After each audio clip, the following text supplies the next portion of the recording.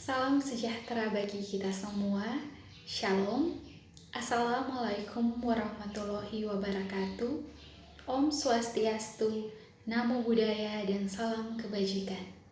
Perkenalkan, nama saya Rizka Tania, mahasiswa semester 6, kelas alih jenjang dari Universitas Sariputra Tomohon. Pada saat ini, saya akan mempresentasikan tentang filsafat Buddha atau ajaran Buddha.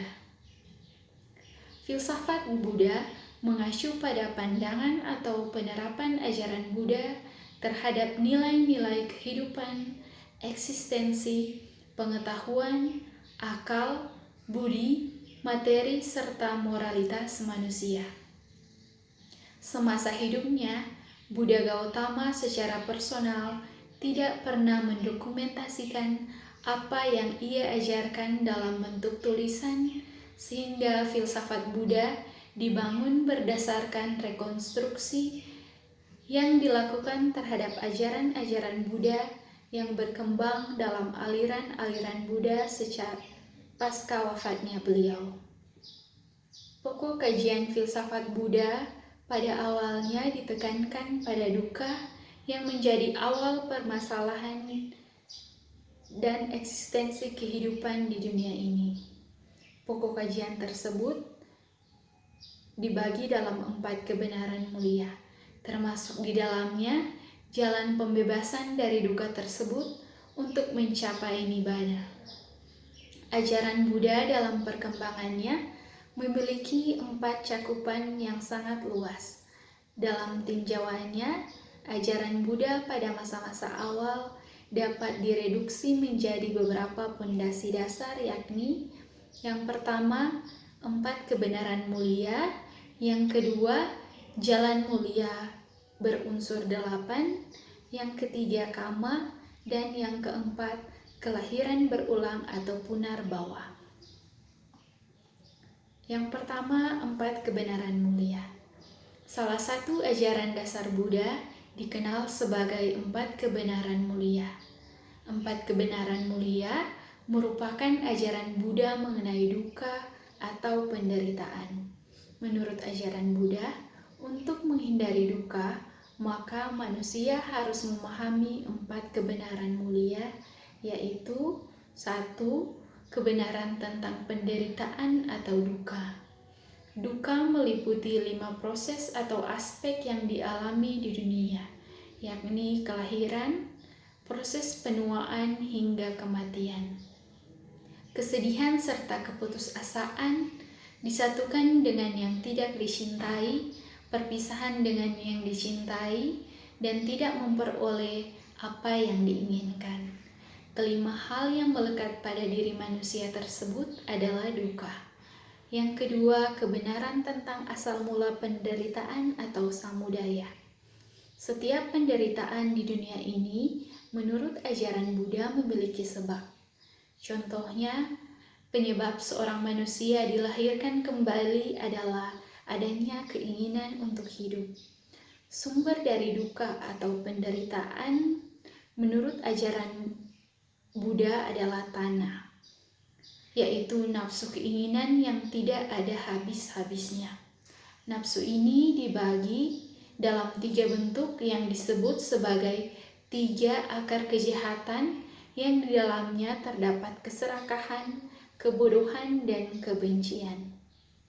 Yang ketiga, kebenaran tentang terhentinya penderitaan atau nirodha. Menurut ajaran Buddha, cara menghentikan penderitaan atau dukkha ialah dengan menghentikan sumber dari penderitaan tersebut, yaitu tanha atau nafsu keinginan. Secara singkat, jika kita menghentikan sebab, maka tidak akan ada akibat yang kita peroleh dari dukkha itu sendiri. Setelah terbebas dari dukkha, maka kita akan menuju nirvana atau ketiadaan yang abadi. Yang keempat, kebenaran tentang jalan menuju terhentinya penderitaan atau magga.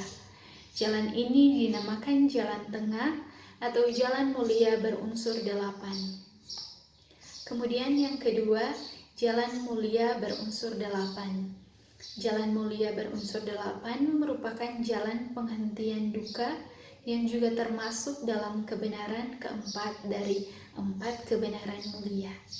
8 jalan ini dapat dikelompokkan dalam 3 aspek, yakni yang pertama kebijaksanaan, terdiri dari pengertian benar dan pikiran benar. Yang kedua, kemoralan, terdiri dari ucapan benar, perbuatan benar, dan pencaharian benar. Yang ketiga, konsentrasi, terdiri dari upaya-upaya benar, perhatian benar, dan konsentrasi benar. Kemudian yang ketiga, kama. Kama atau karma dalam bahasa Sanskerta secara harafiah berarti perbuatan atau aksi. Istilah ini merujuk fenomena bahwa setiap aksi atau perbuatan pastilah membawa konsekuensi. Ajaran Buddha memberikan perhatian bahwa setiap perbuatan yang patut atau tidak patut dan kebiasaan yang bermanfaat atau merugikan akan membawa kita pada suatu konsekuensi yang sesuai. Kama menempatkan individu sebagai penanggungnya. Suatu individu akan menerima baik buruknya konsekuensi dari perbuatannya, entah saat ini, di masa depan, atau di kehidupan berikutnya. Kemudian yang keempat, kelahiran kembali atau punarbhava. Kelahiran kembali merupakan suatu proses menjadi ada atau eksis atau lahir kembali dari suatu makhluk hidup di kehidupan mendatang atau setelah ia meninggal atau mati. Proses ini berkaitan dari kama atau perbuatannya suatu individu pada kehidupan lampau.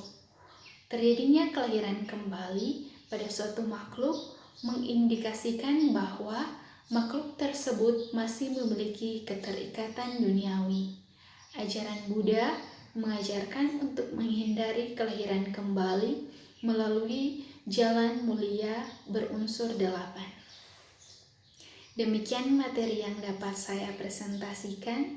Semoga dapat bermanfaat kita semua. Namo Buddhaya dan Sabe Sata Bhawantu Sukhitata. Semoga semua makhluk hidup berbahagia. Terima kasih.